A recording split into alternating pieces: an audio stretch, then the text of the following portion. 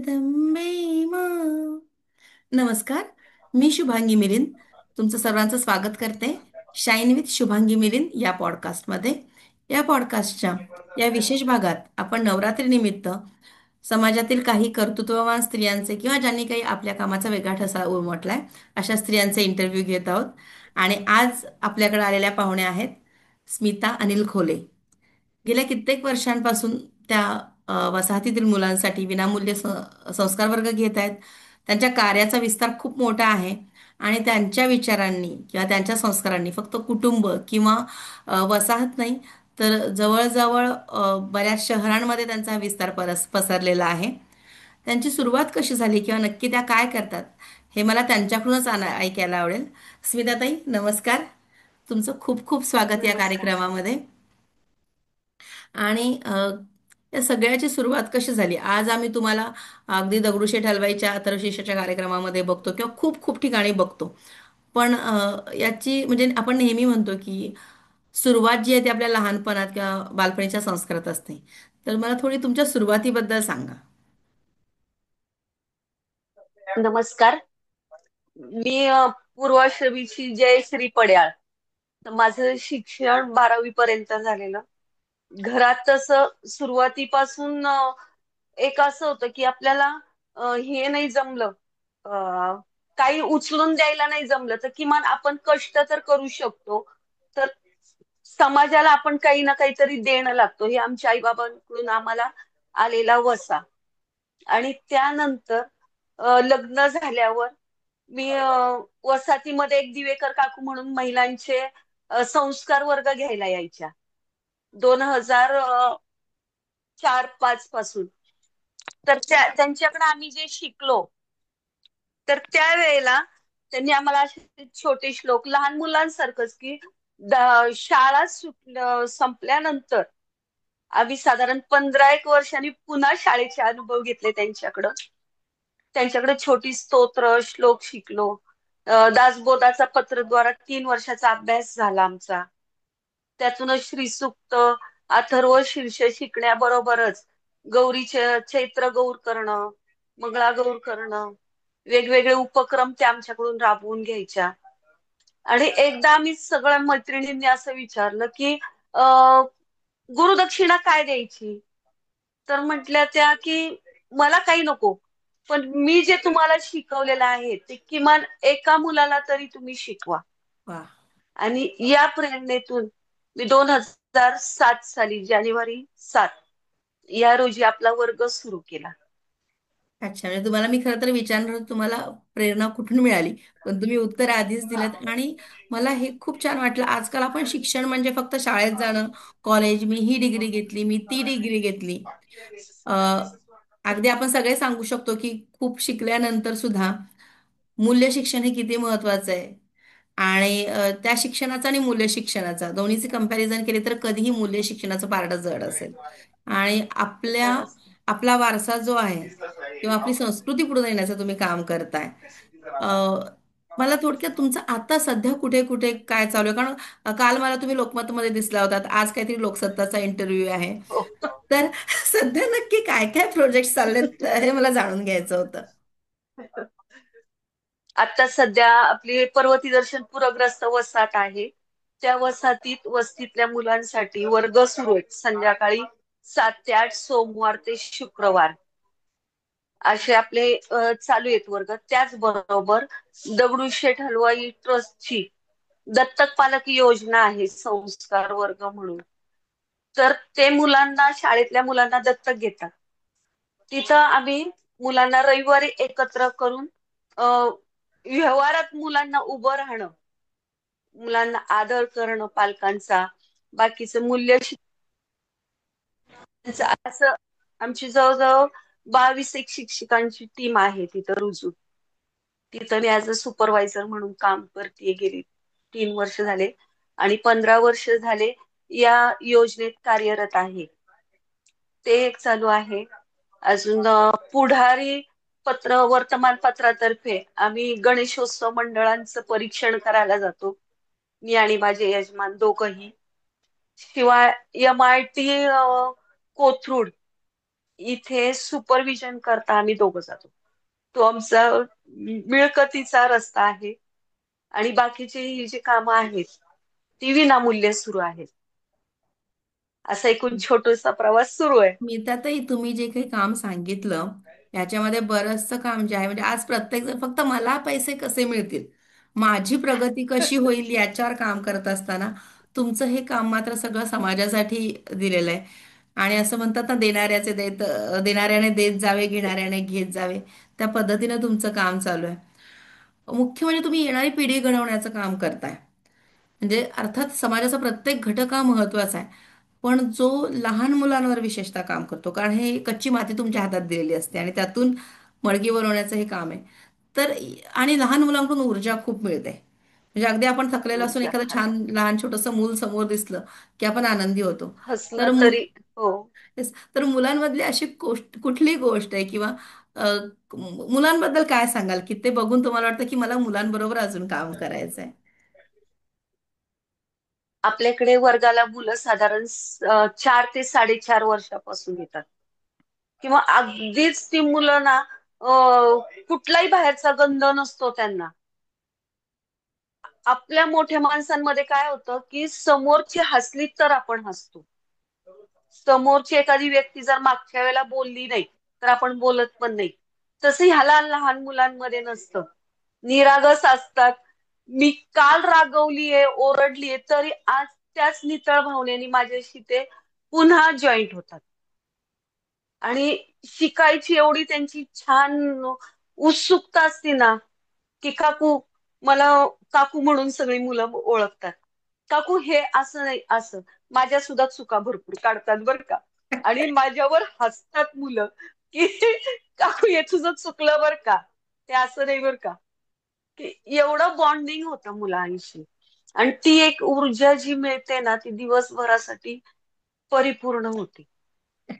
स्मिता, ते तुम्ही आता सांगितलं की मुलं पण तुम्हाला सांगतात की काकू हे असं नाही असं, किंवा तुमच्यावर हसतात, तुम्ही हे खूप हसत सांगताय. पण ह्या मुलांना शिकवणं, कारण बऱ्यापैकी वसाहतीतली मुलं ही त्यांचे उच्चार, भाषा यांच्यावर काम करणं थोडं कदाचित अवघड असेल. मग त्या आणि कठीण या जातं मुलांना, थोडं. हा, या मुलांना तुम्ही खास करून संस्कृत श्लोक किंवा गीतेचे अध्याय शिकवताय, जे खरंच शिवधनुष्य आहे. तर तुम्ही कोणती खास वेगळी पद्धत वापरता का? किंवा मुलं त्याच्याशी अटॅच होतात, असं काय करता तुम्ही की मुलं मॅग्नेट सारखी, म्हणजे तुम्ही मॅग्नेट आहात आणि मुलं तुमच्या भोवती गोळा झालेली आहेत? आपल्याकडे 1 तास असतो मुलांना. 1 तासामध्ये सुरुवातीचे जे श्लोक होतात, त्यात एक छानसं गाणं होतं, की मुलांना ते भावलं पाहिजे. वेगवेगळी गाणी होतात आपल्याकडे, देशभक्तीपर होतातच. त्याशिवाय गदिमांची बालगीतं आहेत किंवा मग दुसरी मी निवडलेली काही आहेत. ती गीतं म्हणा किंवा त्यांचं ऐकायचं असतं. की आज आमच्या शाळेत असं झालं, आज आईचा ओरडा खाल्ला. असंच हे वेगळं वेगळं असतं, प्रत्येकाचं वेगळं सांगणं असतं. शिवाय गोष्ट आपल्याकडं रंगवून एवढी छान सांगितली जाते. मी मुळात आहे ना महिला संस्कार वर्गाशी अटॅच का झाले, तर मी काकूंकडून माझ्या ज्या गुरु आहेत त्या आम्हाला गोष्टी सांगायच्या ना, तर त्या महिलांच्या कथा सांगायच्या.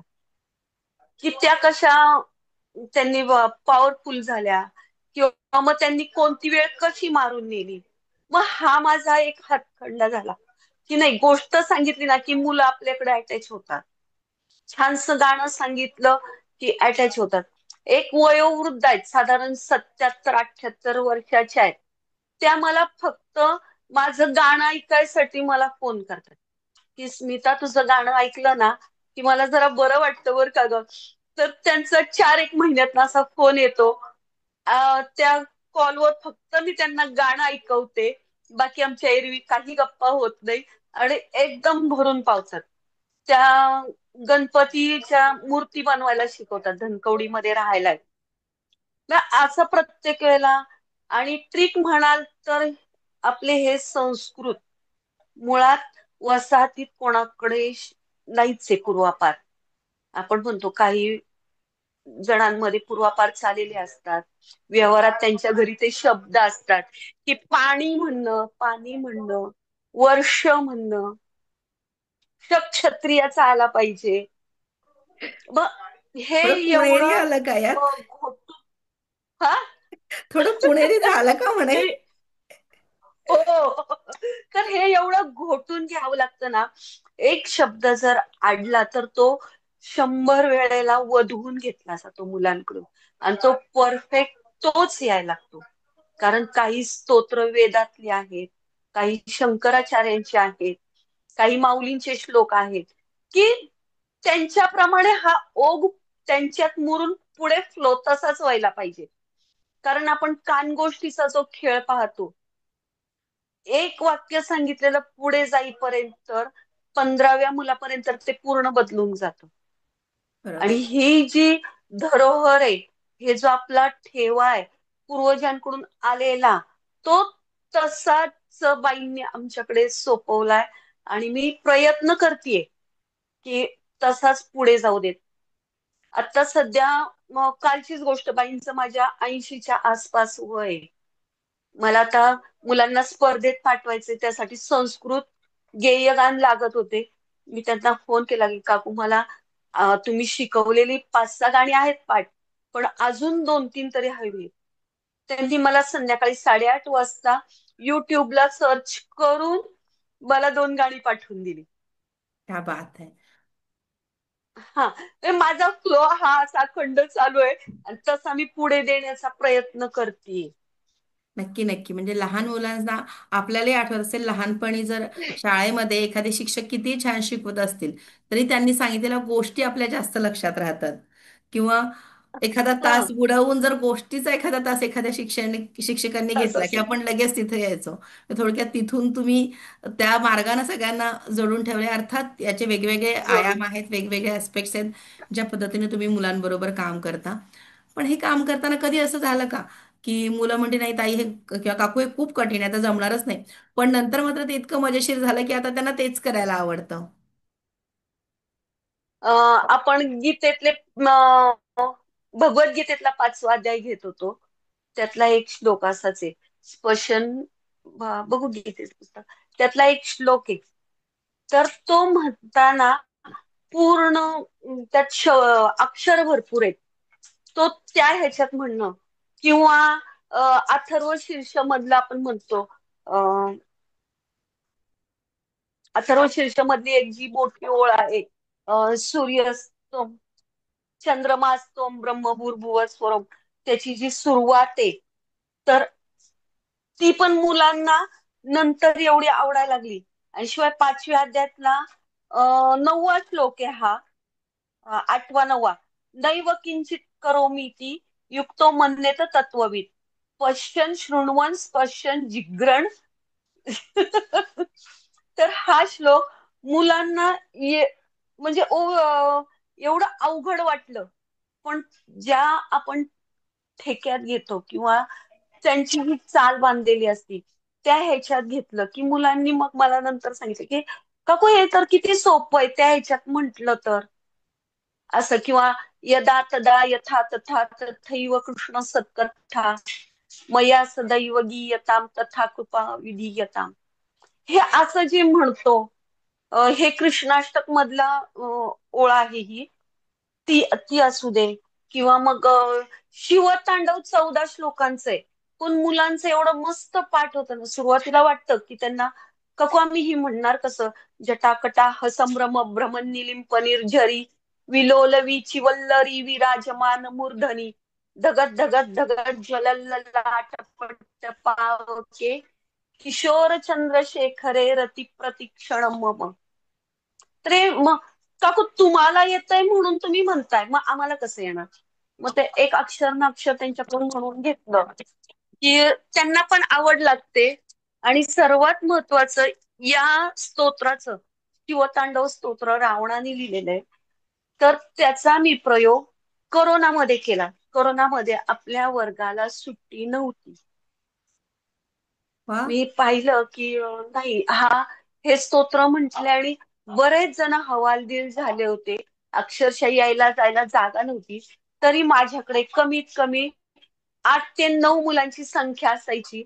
आणि आम्ही रोज शिवतांडव स्तोत्राने सुरुवात करायचो.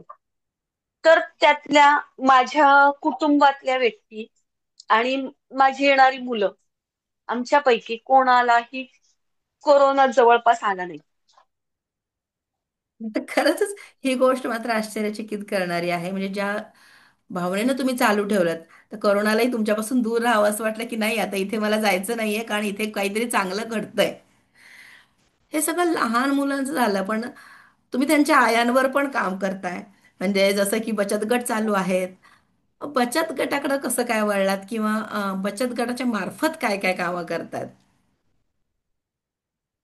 अं, बचत गटाचं झालं काय की मी पालकांना, महिला पालकांना पण माझी फार इच्छा पूर्वीपासून, की काय होतं थोडस, आपण म्हणतो ना, तळ्यात असलं की पोहऱ्यात येतं, विहिरीत असलं की पोहऱ्यात येतं. तर पालकांकडे असले की आपसुकच मुलांकडे येतं, की थोडस थांब ग, ओरडू नको, की ते कुठंतरी पालकांना थांबवणं. या भावनेतून आम्ही बाईंनी आमच्या बचत गट सुरू केला होता. आणि त्यातून नंतर आम्ही 20 जण महिलामधील एक महिला समन्वयक झाल्या, एक महिला बँकेचे त्यांचे संपूर्ण प्रोसेस पाहतात. असं करत आम्ही एकत्र येऊन मग ते सुरू केलं. तर ते बचत गटाची आम्ही जी काही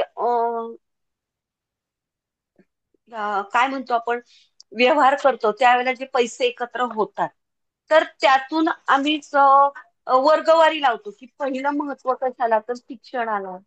त्यावेळेला आमची मुलं लहान होती, शिकत होती.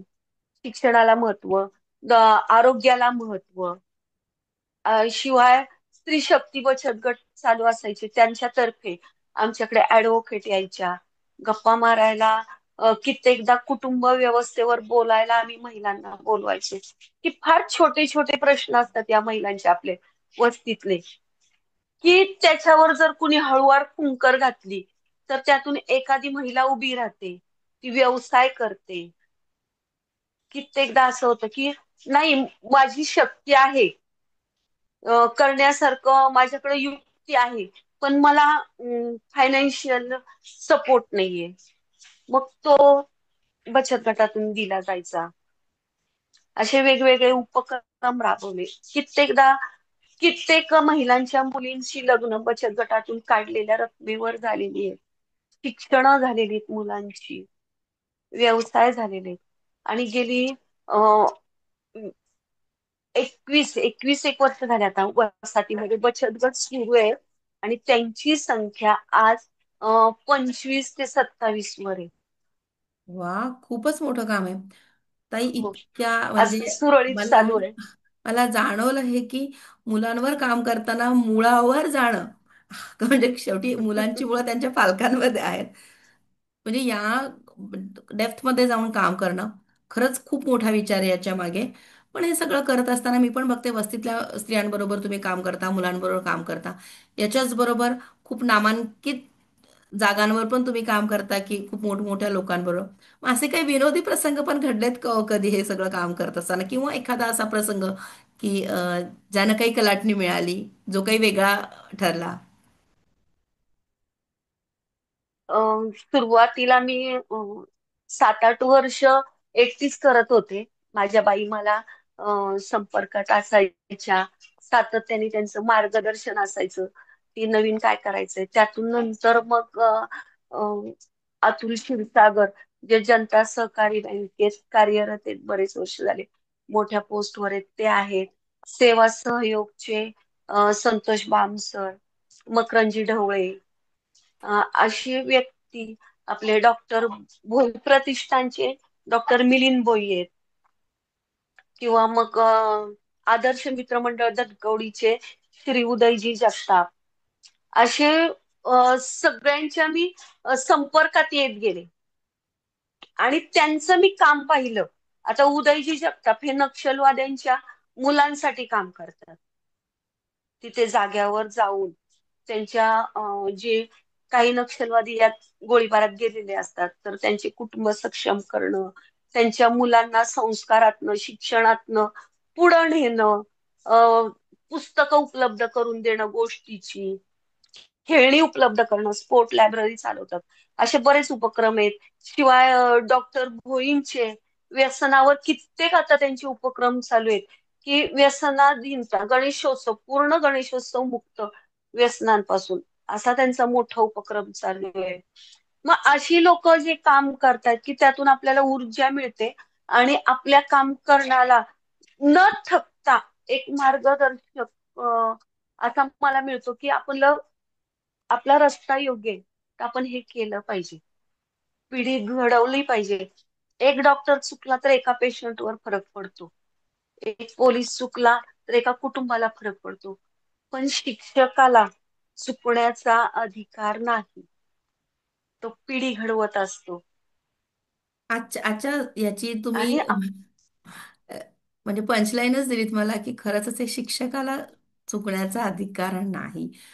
आणि मी बघते तुम्ही नाही. आता इतक्या सगळ्या कामांचा उल्लेख केला, त्याच्या व्यतिरिक्त तुम्ही गणेशोत्सवात सक्रिय असता, महिला दिनानिमित्त तुम्ही हो. वेगवेगळ्या गोष्टी करत असता. जेव्हा वारी पुण्यात येते तर त्यांच्यासाठी भोजनाचा उपक्रम आपण राबवता. अशा बऱ्याच गोष्टी आहेत, त्यातून स्मिताताई ऍक्टिव्ह असतात. आणि एकट्या स्मिताताई नाही तर त्यांचे कुटुंबीय पण ऍक्टिव्ह असतात. याचबरोबर त्यांचा एक प्रोजेक्ट आहे जो आपल्या सगळ्यांसाठी आणि येणाऱ्या काळामध्ये आपल्या सगळ्यांना उपकारक असा प्रोजेक्ट आहे. तो म्हणजे कचरा वर्गीकरण आणि टिकाऊ, त्यातून म्हणजे टाकाऊतून टिकाऊचा. तर त्याबद्दल थोडंसं सांगा ताई. आपल्याकडे होतं काय की पूर्वीपासून आपलं चाललेलं आहे अजून कचरा वर्गीकरणाचं पालकांमध्ये एवढं जरूरत म्हणा किंवा तशी नाहीये. जर आपण मुलांना सांगितलं की आपल्याला कचरा वेगळा वेगळा करायचा आहे बरं का, की हिरव्या पालेभाज्यांचा किंवा मग ह्याचा प्लॅस्टिकच्या बाटल्या वगैरे असतात, तर त्या प्लॅस्टिकच्या बाटल्यांमध्ये आम्ही मुलांना घरात आलेल्या प्लॅस्टिकच्या पिशव्या त्या भरून ठेवायला सांगतो. ती पूर्ण गच्च बाटली भरायची आणि पॅक करायची आणि नंतरच टाकायची. हे मुलांना सांगितलं जातं.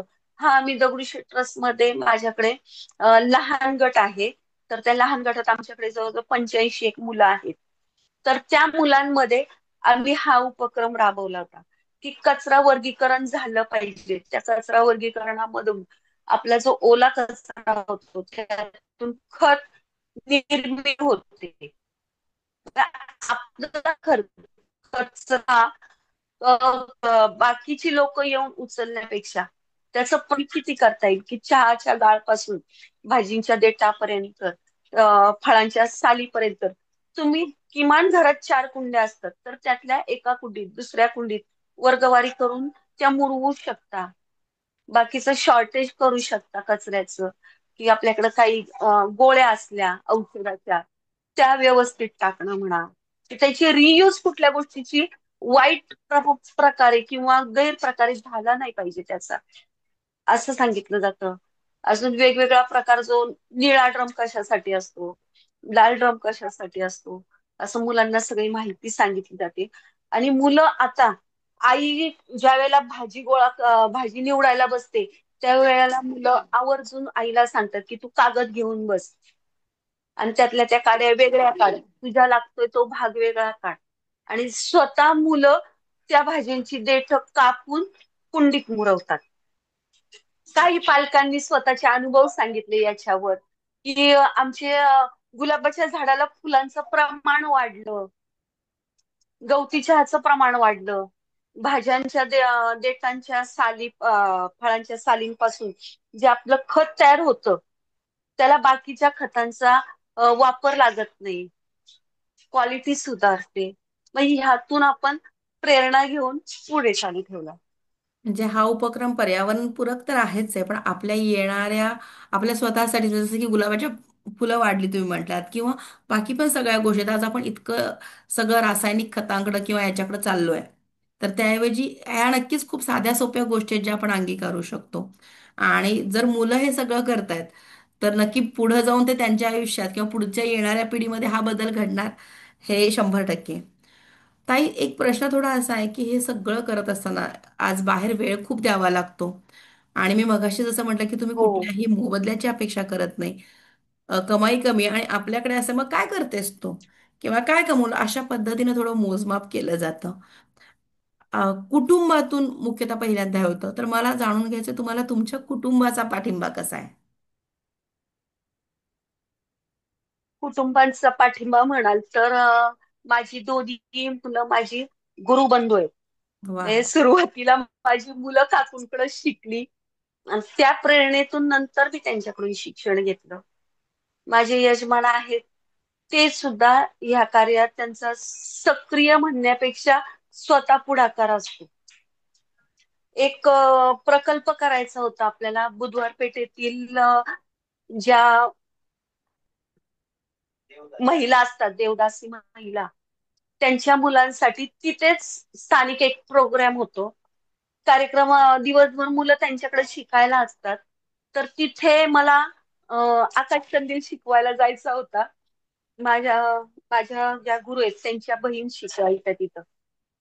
तर मी घरी यजमानांना आधी त्यांना सांगितलं भडसावळे म्हणून की नक्की येईन मी मावशी.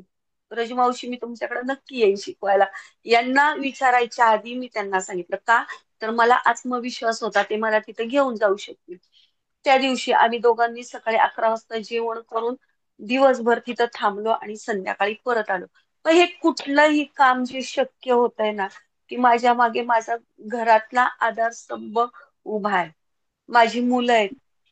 10वी 12वी दोन्ही मुलांची माझी ह्या वर्गाच्या पिरियड मध्ये झाली पण मुलांनी कधी तक्रार केली नाही की अगं आई आता आम्हाला लेखी परीक्षा आली आहे तर मग तुझं जरा महिनाभर बंद करतीस का. कारण आम्ही एकाच रूम मध्ये राहत होतो आणि त्याच खोलीत वर्ग सुरू असायचे सॉरी त्याच वर्गात खोलीत वर्ग सुरू असायचे. आता कित्येकदा असं होतं मुलं आली तर बसायला जागा पण नसती माझी कामावरून आले तर एका बाजूला बाहेर गॅलरीत खुर्चीवर बसून राहतात वर्ग संपेपर्यंत. कुठली चिडचिड नाहीये की आई अगं काय आम्ही दमलोय सकाळी मी 5 वाजता गेलोय आता आलोय तर तू हे घेऊन बसली. असं कधीही मुलांच्या माझ्या तोंडून नाहीये. उलट मला म्हणतात आई तुझ्या मुलांसाठी खाऊ काय करायचं ग. माझी मुलं मला विचारतात की आई तुझ्या मुलांसाठी खाऊ काय आणायचं आहे. किंवा मग कुठलाही कार्यक्रम आज एखादा घेतला आपल्याकडे वर्गाचे कार्यक्रम मुलांचा कौतुक सोहळा होतो. वर्गात वर्धापन दिन होतो. शिवाय नवरात्रीत भोंडला असतो. ललित पंचमी असते. अं, याच्यात गणेशोत्सवामध्ये मंडळांमध्ये जाऊन मुलं संध्याकाळी आम्ही अथर्व शीर्ष पठण करतो. भरपूर वेगळे वेगळे कार्यक्रम असतात किंवा कोणी बोलवलं तर तिथं जायचं. पण मुलांचं असं नाही की कधी आई तू मग सगळा वेळ तिकडं देते मग आमचं काय आम्ही काय करू. तर सगळ्यांचा मला पाठिंबा आहे घरातले सासू सासरे असू देत नणंद नंदावे दीर जाऊबाई आहेत आणि मुलं आहेत माझी दोन आमची आपण म्हणतो माझी यजमान. यशस्वी पुरुषाच्या मागे एक स्त्री हो. असते. मी म्हणेल यशस्वी स्त्रीच्या मागे हे सगळे पुरुष खंबीरपणे उभे आहेत. मी पण बघितलंय कित्येकदा की आणि घरातला कुटुंबाचा आधार असल्याशिवाय आपण वस्तीत काही करू शकत नाही. अगदी बरोबर, अगदी बरोबर. पण ताई इतकं सगळं काम करत असताना कधी असं झालं का आता थांबावं खूप झालं असं वाटलं का हो? काय होतं माहिती का आपण ह्या ज्या मुलांमध्ये काम करतोय त्या मुलांची जिज्ञासा त्यांना जाणून घ्यायचं मुलांना नवीन नवीन शिकायचं असतं. आणि आता वस्तीमध्ये एवढ्या समस्या आहेत. मला अपेक्षा आहे की माझ्यासारख्या वस्तीमध्ये 15-20 महिला घडल्या पाहिजेत. माझं एक अपयश असं आहे की मी अजून घडवू शकत नाहीये महिला. की 15-20 जरी महिला संस्कार वर्ग सुरू झाले तरी ते कमी आहेत. आज एवढ्या समस्या आहेत वसाहतीमध्ये गुड टच बॅड टच असू दे किंवा मग जवळ जवळ घरं असतात. नको ते मुलांच्या दृष्टीला पडतं. नको त्या काय म्हणू आपण बळी पडतात कोणत्या गोष्टीला मुलं मुली असू देत. की मग हे सातत्याने चालू राहणं मस्ट आहे गरजेचं आहे. त्यामुळं थकवाला काय झाला तर थोडीशी विश्रांती करायची घ्यायची पण काम दुपटीनं सुरू करायचं. ह्याला दमणं नाही माघार घेऊन ताई, आली. नवरात्री निमित्त आपण हा एपिसोड घेतोय. तर नवरात्री निमित्त आपण या स्त्री शक्तीला जागृत करण्याचं काम करतोय. तुम्ही या स्त्रियांना काय सल्ला द्याल? सल्ला देण्या इतपत नाही, पण कसं मैत्रीण म्हणून मी एक असं सुचवण की पूर्वी म्हणायचे, जिच्या हाती पाळण्याची दोरी ती जगाला उद्धारी, नाही का, हम्म. असं म्हणायचे.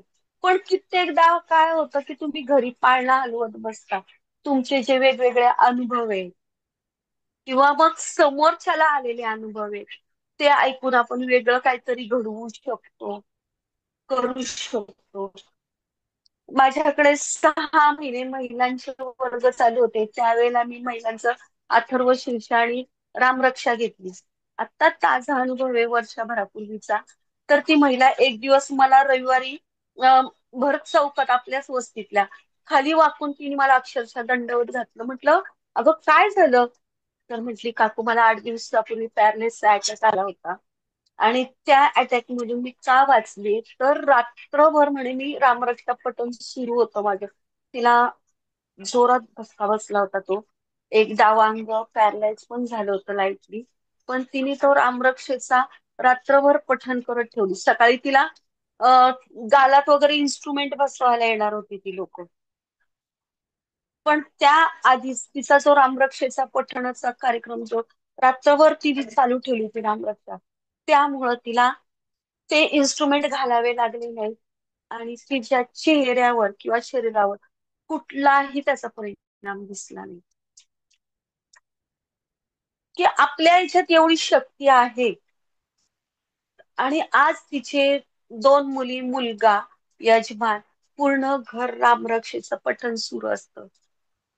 वा. शिवाय स्त्री शक्ती जागृत करणं म्हटलं, तुम्ही जर बाहेर पडलात तर स्वतःहून बाहेर पडणं म्हणजे स्वातंत्र्य म्हणजे स्वैराचार नाही. आपण मर्यादेत राहून, आपली पहिली मर्यादा आखून घ्यायची, त्यात राहून आपण बरंच काही करू शकतो.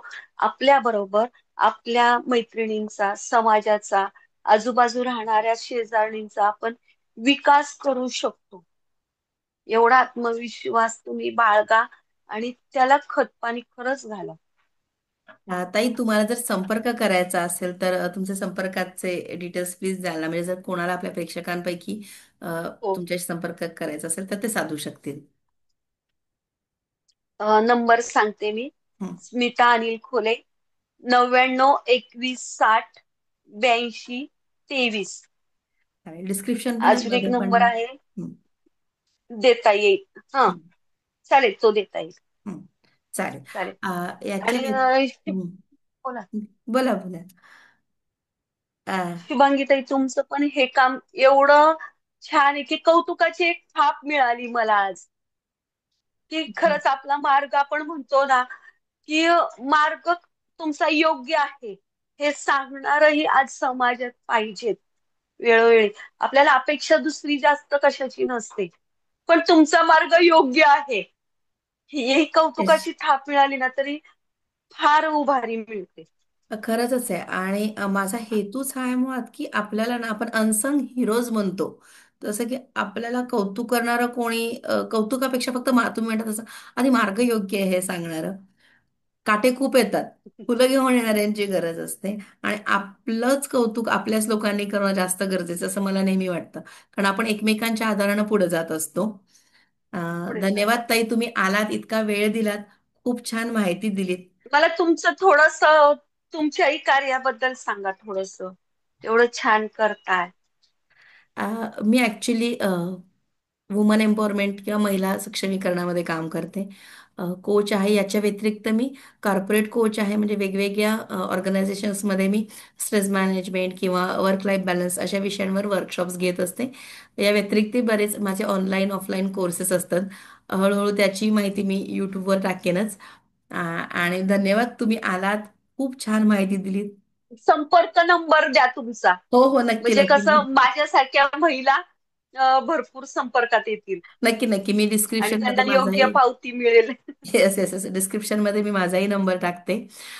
ताई, या कार्यक्रमाची थीम अशी आहे की सुरुवात मी गाण्यानं करते, पण शेवट मात्र आम्हाला तुमच्याकडून काहीतरी ऐकून करायचा असतो.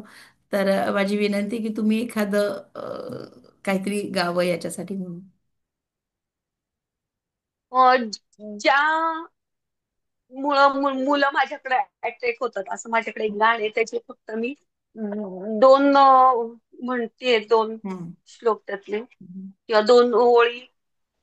दायबा कुतना आतुरी उतना थंगत नाही तुदी बलीले.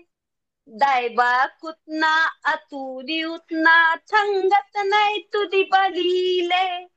तिती तिती उपताल थांदू दोविंदा मदवली माया थोलितले. एकदा हली डवल्या घरी दही दूध प्याया गेलोले. थाळीत गोपाळ लई लई प्यायले मधला थोल थोल देल्लले. देल्ल ते देल्ल दायबा कुतना आतुनी उतना थंगत नाही तुझी बलिले. तिती तिती उपचाल थांदू दोविंदा मदवली माया थोलितले. खूप छान. धन्यवाद गोपाल स्मिताताई. कृष्ण भगवान की जय. धन्यवाद धन्यवाद. स्मिताताई.